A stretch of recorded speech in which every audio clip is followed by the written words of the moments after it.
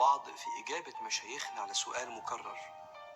السؤال ده بيقول: حاسس إن أنا بعيد اليومين دول، بعيد عن ربنا، بتفوتني صلوات وعمري ما كنت كده، القرآن تقل على قلبي جدا وعمري ما كنت كده، حاسس إن في ضعف في الحبل اللي كان بيوصلني بربي وأنا عمري ما كنت بعيد كده، حاسس إن ربنا بعد عني وقبل كده كان أقرب ليا. مبدئيا تعالوا نوصف الحالة. أولا التوصيف: الحمد لله رب العالمين.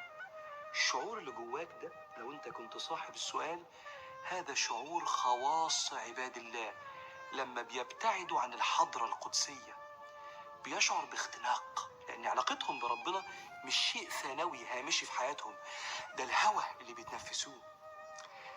الحضرة القدسية هي حالة بيشعر فيها العبد بالمعية الدائمة